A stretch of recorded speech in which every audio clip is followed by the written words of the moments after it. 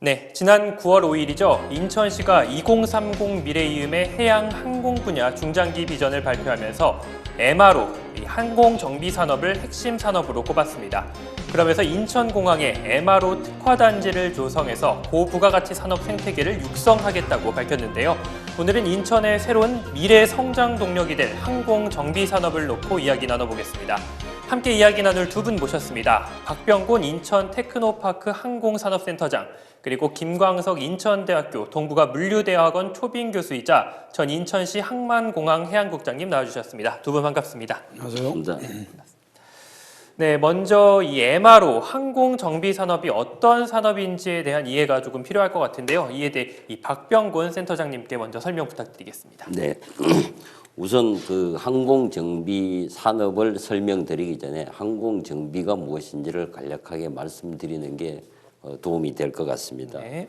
항공정비라고 하는 것은 일반적으로 항공기가 정상적으로 안전하게 운항하기 위해서 하는 일련의 행위들, 점검을 하고 그다음에 거기에 따른 문제가 생겼을 시에 수리를 하는 일련의 행위들을 항공정비라고 표현을 하고 있습니다. 네.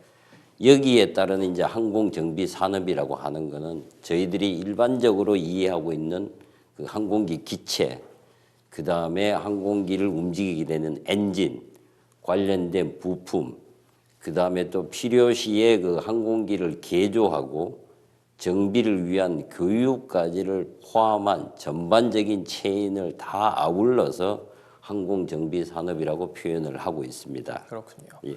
지금 이야기로는 이 항공기가 안전하게 이착륙할 수 있도록 하는 이 교육까지 일련의 모든 과정을 이 항공정비 산업이라 이렇게 일컬으면 될 것 같아요. 네, 그렇습니다. 그래서 항공정비 산업이라고 하면 일반 이 서비스와 네. 그다음에 거기에 부수적으로 따르는 제조 기능까지 포함한 포괄적인 산업이 되겠습니다. 그렇군요. 그렇다면 인천이 왜 이 MRO 사업을 인천의 새로운 먹거리로 선정하고 이 중점 사업으로 육성하려는지도 궁금한데요. 이 점은 김광석 교수님께 여쭤보겠습니다. 네, 국제선, 국내선 합해가지고 1억 936만 명 정도를 지금 우리 인천국제공항에서 소화를 하게 되는데 이게 상반기 통계를 보니까 대형 항공사가 1695만 명을 날랐고 그 다음에 저비용 항공사가 1410만 명을 날랐어요. 네. 과거에는 대형 항공사와 그 저비용 항공사의 그 어떠한 수송 분담률이 굉장히 많은 차이가 있었는데 이제 거의 비등하게 돼버렸다. 이제 이렇게 볼 수가 있거든요. 그래서 이렇게 LCC 같은 경우에는 더더욱 이 항공에 대한 정비 이런 수요가 더 많아질 수 있는 거거든요. 그래서 이 LCC 항공기 정비를 전담할 인천의 MRO가 정말 시급하다. 그리고 이런 거를 하게 되면 여객에 대한 정시 출항률도 올리게 되는 것이다. 전 세계 44개의 대형 공항들이 있는데 여기에서 또 우리가 정시 출항률이 최하위를 차지해 버렸어요. 네. 이런 것들을 다 보완하는 문제를 이 MRO 사업을 통해서 할 수 있는 그러한 사업이 되겠다 하는 얘기입니다. 그래서 이게 이제 인천공항 같은 경우에는 우리나라가 현재 군수 내수 편중으로 돼 있어요. 경남 사천에. 네. 근데 이제 인천공항에다가 빨리 민간에 대한 어떤 그러한 정비 구조를 빨리 시급하게 구축해야 된다. 변화시켜야 된다. 그런 이런 말씀이시죠? 문제가 있는 겁니다. 네. 자, 그렇다면 이 현재 인천의 MRO 산업의 현황은 어떤지 더 궁금한데요. 아무래도 이 인천공항이라는 인프라가 갖춰져 있기 때문에 또 이 분야와 관련된 산업이 어느 정도 이미 자리를 잡고 있지 않나 생각이 드는데요. 센터장님 말씀 한번 들어보겠습니다. 네, 지금 현재 그 인천공항에는 대한항공과 아시아나항공, 그 다음에 그 MRO 전문 정비 업체로 샤프테크닉스 K 코리아라는 이제 소규모 그 MRO 전담 업체가 네. 새로 탄생을 했습니다. 근데 이제 그 대한항공이나 아시아나항공은 자사의 운항 항공기들을 정비하는 MRO 행위를 수행하는데 우선적으로 중점을 두고 있고, 네. 샤프테크닉스 K는 이제 신규 탄생 업체로 최근에 이제 그 국토부의 그 정비 인증 수리인 AMO와 미국 FA의 그 737 항공기에 대해서만 그 기체 분야 이제 리페어 스테이션을 인정을 받아서 네. 이제 본격적으로 시작을 하려고 하는 상태입니다. 하지만 이제 이게 대한항공이나 아시아나는 현재 이 STK까지 해서 인천공항으로 볼 때 이제 1번 활주로와 2번 활주로 사이에 기존의 정비 단지, 소규모 단지에 위치하고 있고, 현재 인천공항공사가 이제 새로 계획을 하고 있는 약 50만 평 정도 규모의 대규모 단지를 계획하고 있는 4번 활주로 4단계 사업을 통해서 완성되는 4번 활주로 옆쪽에 구성되는 그 전문 복합 단지로 이제 최종적으로 이전하게 돼야 되는 계획을 갖고 있고, 현재까지는 국내 중심입니다. 그 다음에 이와 관련해서 이제 인천 기업들을 중심으로 해서 향후에 MRO의 어떤 복합 단지가 생겼을 때 많은 인천 기업들이 여기에 연관해서 제조나 서비스 산업을 육성시키기 위해서 이제 인천시를 중심으로 해서 그 항공 선도 기업 또는 유망 기업 이런 명칭 하에 지금 약 한 20여 개 기업을 이제 모집을 해서 각각의 기업 특색 분야를 정해서 이제 집중적으로 그 지원을 하고 육성을 하고 여러 가지 그 방법들을 지금 현재 진행을 하고 있습니다. 있고 또 최근 들어서는 이제 그 특화 MRO 중에서 여러 분야 중에서 이제 그 특화돼서 착륙 장치 랜딩 기어 쪽으로 전문적으로 정비를 해보겠다고 해서 그 STX 에로 서비스라고 해서 이제 STX의 계열사로 해서 최근에 이제 인천에 또 설립을 해서 지금 그 국토부 정비 인증부터 받기 위해서 차근차근 이제 준비를 하고 있는 상태입니다. 그렇게 해서 많이 그 경남 아까 전에 우리 김 교수님께서 그 말씀해 주셨다시피 이제 사천을 중심으로 해서 군수나 내수나 제조와 정비를 이제 병행을 하고 있지만은 인천은 나름대로 인천공항이라는 글로벌 허브 공항 하나 그 대단한 큰 공항을 중심으로 해서 인천시와 또 여러 관계기관들이 협력을 해서 지금 표면적으로 굉장한 복합단지가 지금 당장 눈에 보이는 건 아니지만은 향후를 위해서 조금씩 한 발씩 차근차근 준비를 하고 있는 그런 상태고, 많은 기반이 보이지 않게 많은 기반이 지금 조성되어 가고 있는 그런 상태입니다. 그렇군요. 그럼 계속해서 이 MRO 사업의 추진 과정이 어떻게 되는지도 궁금한데요. 이 관련법 개정이나 또 그리고 사업 추진 연구 용역 등도 반드시 필요할 것으로 보이는데요. 이 전반적인 추진 과정에 대해서도 이 설명 부탁드리겠습니다. MRO 단지는 정부에 대한 그 추진 의지가 제일 중요하다고 봅니다.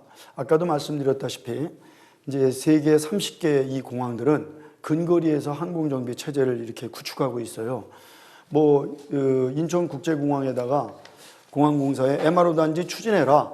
막말로 국토부에서 그렇게 하면 그냥 바로 추진이 되는 겁니다. 그런데 지금 10년 전에 1차 항공정책 기본계획을 했을 때 MRO 단지에 대한 필요성을 정부가 인식을 했어요.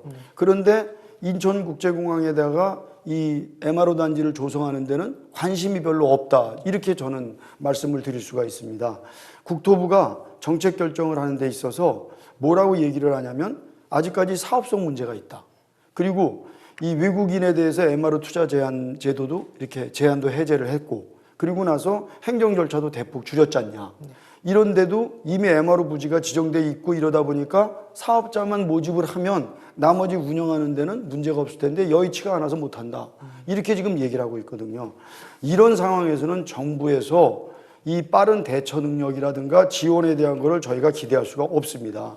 그러니까 저희가 MRO를 인천국제공항 주변에서 다 하자는 얘기가 아니라 이미 경남 사천에는 군수에 대한 부분을 중심으로 해서 가져가고 있으니까 거기는 예를 들어서 엔진도 만들고 하고서 엔진이나 부품이나 이런 것까지 제조까지 다 가능하니까 수출형 MRO로 거기는 특화를 시키고, 인천은 민항기에 대해서 기체를 수선하는 중정비, 이 중정비 계열로다가 해가지고 현장형 MRO로 특화를 시킨다고 하면 이건 서로 상호 윈윈할 수 있는 게 아니겠느냐. 이제 이렇게 한마디로 얘기할 수 있습니다. 그래서 국토부의 발상의 전환이 필요하고, 이게 어느 지역이 뭐 어떻다, 뭐 좋다 나쁘다 이거를 떠나가지고 이건 자연스럽게 조성해 주면서 나머지 부분은 시장한테 활성화 방안은 맡겨나가면 될 일이지 굳이 이게 된다 안 된다 뭐 어떻다 이런 얘기할 건 아니다 이렇게 봅니다. 그래서 국제공항공사가 사실 이런 부분을 위해서 2021년도까지 실시 설계를 완료를 했습니다. 네. 그래가지고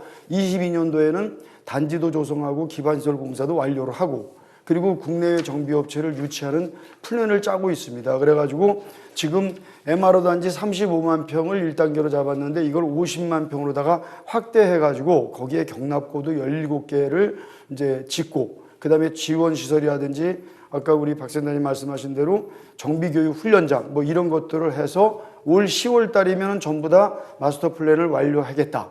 이제 이렇게 하는데 실제 비행기가 경납고에 들어가는 거는 23년도나 돼야 들어간다. 23년도. 네. 이러기 때문에 이런 것들이 이제 4단계 활주로 공사하고 맞물려 가지고 주변 지역의 어떠한 정비단지가 구축하는 것들이 좀 필요하다. 이제 이렇게 생각을 하고요.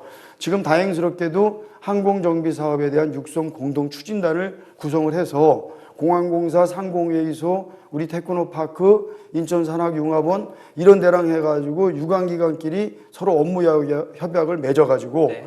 인재도 양성도 하고 그다음에 교육훈련도 센터도 설립을 하고 정비단지도 조성하고 이런 글로벌 MRO 기업을 유치할 수 있는 그러한 여건을 지금 만들어 나가고 있다 하는 게 고무적으로 평가할 수 있다 볼 수 있습니다. 그렇군요. 국토부의 이 미온적인 이 사업성을 이유로 약간 미온적인 태도로 이게 쉽게 이 진행이 되지 않았는데 이 방안으로 말씀해 주신 게 이 경남 사천은 제조형, 수출형 네. 단지를 개발하고 또 인천공항, 인천 쪽으로는 이 수리형, 네. 이 중정비 쪽으로 이렇게 특화를 시켜서 나가면 어떻겠냐 이런 또 의견도 주셨는데요.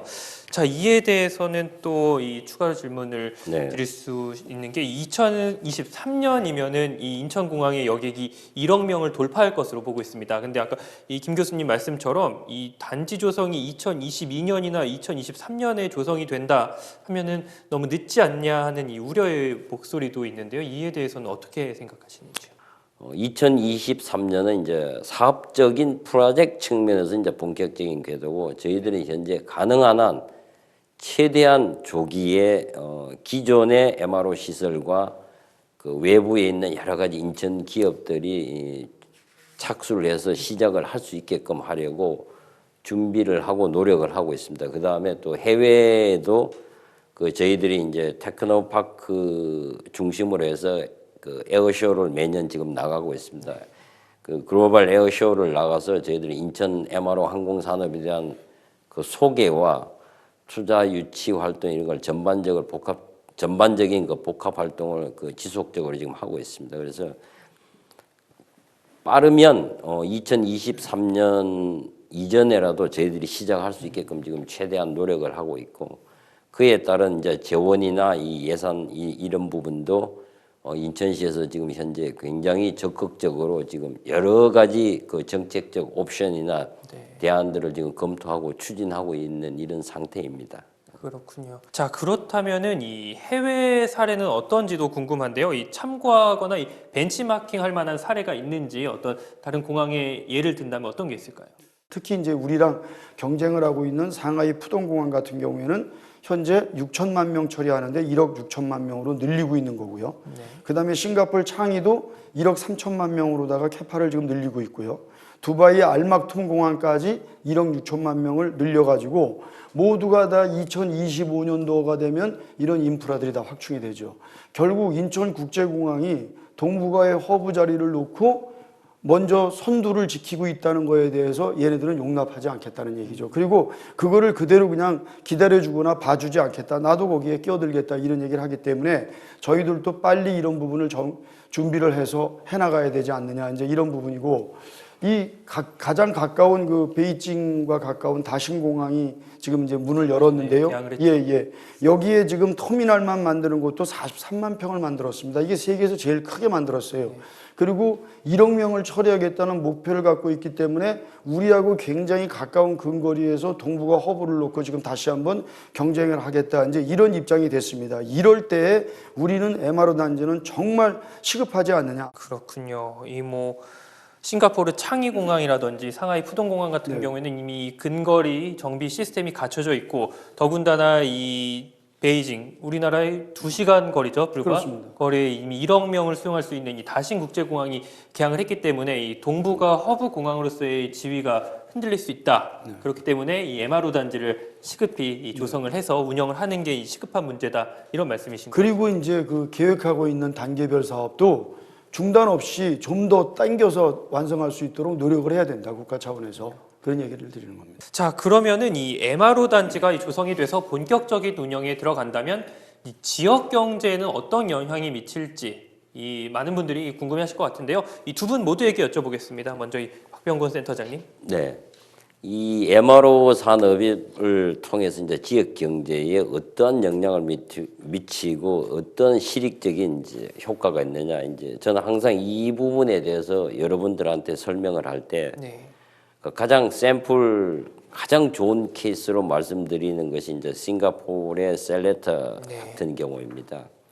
싱가포르 셀레타 같은 경우에 그 정비 복합 단지를 구축하면서 실제 그 셀레타 단지 내에 해외 기업도 약 50여 개 기업을 전문적인 그 글로벌 기업들을 유치를 했고, 거기에 관련된 그 싱가포르 자체 인원들도 전문 인력이 약 2만 명 이상.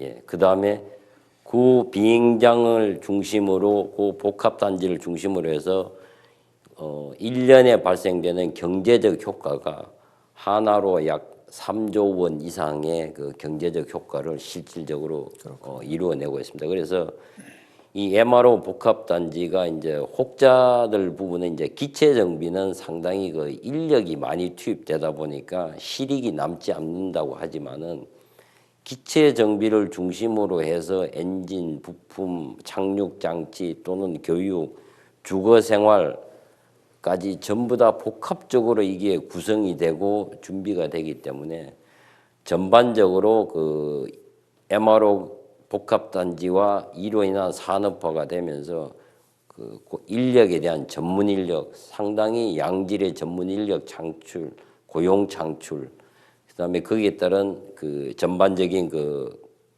경제적 효과 창출도 상당히 저희들이 그 기대 이상으로 많은 그 창출이 될 걸로 그렇게 지금 판단을 하고 있습니다. 그렇군요. 이 싱가포르 이 셀렉타 에어로스페이스 파크를 예로 들어 주셨는데 이 50개 기업을 유치를 해서 2만 명 이상의 인력이 이 상주를 하게 되면서 또 그에 대한 이 경제적 파급 효과가 크다. 우리나라는 그 이상이 될 거다. 그 이상을 충분히 그 달성할 걸로 그렇게 판단하고 있습니다. 그렇군요. 우리 김광석 교수님. 네. 우리 박 센터장님 말씀 맞습니다. 그리고 이제 아까도 말씀드렸지만 우리가 MRO 정비 단지가 없어가지고 국부 유출이 4조 이렇게 얘기하셨지 않습니까? 그리고 지금 항공에 대한 이 MRO 사업이 한 1,200억 정도, 1,200억 달러 정도 이렇게 규모가 지금 해외에 형성돼 있다고 봐요. 그런데 여기에 우리나라가 지금 진출을 못 하고 있었거든요. 이런 부분을 갖다가 이제 진출하는 두 마리 토끼를 같이 쫓는 그런 효과가 이제 올 수 있다 이렇게 보시고, 그다음에 MRO 단지가 조성되면은 인천국제공항 근처에 IBC 그 국제업무단지 3 지역이 있습니다. 여기에 이제 복합 리조트가 추진이 되고 있는데 이것까지 같이가 되게 되면 통계적으로 이렇게 나와 있습니다. 직간접 고용 효과가 19,600명, 생산 유발 효과가 5조 4천억, 수입 대체가 1조 6,800억, 그다음에 기회비용 절감이 440억. 그리고 7조 원대 뭐 관광 수입, 그리고 연간 신규 항공 수요가 230만 명의 창출. 이제 이렇게 어마어마하게 이제 이렇게 통계로다가 발표가 됐고요. 이제 국토교통부가 다행스러운 거는 2018년도에 그 주요 정책을 추진할 때 공항 중심의 경제권을 육성하겠다. 이렇게 해가지고 인천공항을 항공물류 국제 비즈니스로다가 육성하겠다. 이렇게 발표를 했어요. 이러다 보니까 이 공항 경제권 범위가 공항 주변으로 한정할 거냐 아니면 도심 전역으로 갈 거냐, 이제 이 부분에 대해서는 조금 이제 미지수겠지만 어쨌든 이게 지역 경제 발전을 견인한다는 이러한 면을 봤을 때 도심 전역으로 확대할 가능성이 좀 크지 않느냐 이렇게 보고요. 그다음에 이제 우리가 또 수도권 정비법 이렇게 또 저촉받는 지역이지 않습니까? 이러다 보니까 각종 도시 규제를 넘을 수 있는 이런 부분에다가 또 더군다나 신산업까지 육성할 수 있는 그런 부분, 이렇게 해서 여러 가지 복합적인 어떠한 부가가치를 창출할 수 있는 그런 부분이 될 수 있다. 이제 이렇게 보고요. 그다음에 이제 이 증가하는 항공 수요에서 아까 얘기한 대로 기체와 엔진 이런 것까지 해서 민간 항공 정비 산업이 지금 현재 제자리 걸음인데 이거를 끌어올릴 수 있는 그러한 부분이 된다. 이제 이렇게 저는 예상을 하고요. 뭐 아울러서 관광 수요는 우리 이제 인천에는 뭐 저기 카페리 여객이 올해 이제 보니까 상반기 한 52만 명이 왔어요. 그다음에 크루즈 터미널도 만들어졌고요. 이러다 보니까 굉장히 여건도 좋아졌고 또 LCC로 인한 그러니까 아까 저비용 항공사 이로 인해 가지고 항공 수요가 창출도 이제 이렇게 많이 되고 있고 이래서 뭔가 이렇게 기계 뭐 예를 들어서 전자 뭐 IT 첨단 이런 쪽에 모든 기술 집약적으로 가면서 한 30만 개 이상 되는 항공기 부품들이 같이 이렇게 활성화될 수 있는 그러한 여건이 이제 만들어진다. 이렇게 이제 생각을 합니다. 자, 오늘 이 시사쇼에서는 인천시가 이 중점 사업으로 추진하고 있는 항공 정비 산업을 놓고 이야기 나눠봤습니다. 뭐 세계 항공 시장의 급속한 성장에 발맞춰서 인천이 국제공항에 이어 정비 분야에서도 세계를 선도하면서 나아가서 이 지역 경제까지 견인하는 역할을 하게 되길 기대합니다. 오늘 어려운 시간 함께하신 김광석 인천대학교 동국어물류대학원 초빙 교수님 그리고 박경본 인천 테크노파크 항공산업센터장님 고맙습니다. 저는 그럼 다음 시간에 다시 찾아뵙겠습니다. 고맙습니다.